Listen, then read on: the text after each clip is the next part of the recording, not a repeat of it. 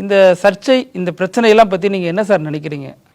அதாவது ஒருத்தர் பொறுப்பு டிஜிபியாக நியமிக்கிறதோ இல்லை ரெகுலர் டிஜிபியாக நியமிக்கிறதோ அந்த அரசின் விருப்பம், அது அவங்களோட முடிவு. அதில் நம்ம யாரும் தலையிட முடியாது. நீதிமன்றம் மட்டும்தான் தலையிட முடியும். இந்த நீதிமன்றத்துக்கு இந்த வழக்கு போயிடுச்சு.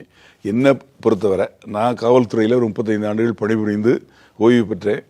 அந்த அடிப்படையில் பல தேர்தல்கள், சட்டமன்ற தேர்தல்கள், பாராளுமன்ற தேர்தல்கள், அப்புறம் உள்ளாட்சி தேர்தல்கள், இதெல்லாம் பணிபுரிந்த அந்த சமயத்தில் பணிபுரிந்த அந்த அனுபவத்தின் பேரில் சொல்கிறேன்.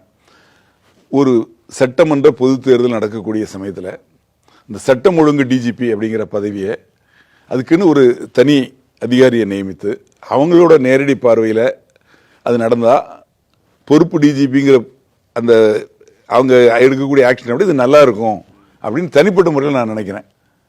ஆனால் அதை கூட பொறுப்பு டிஜிபியோட அதை விட திறமையாக கூட நடக்கலாம். அதை பற்றி எனக்கு தெரியல.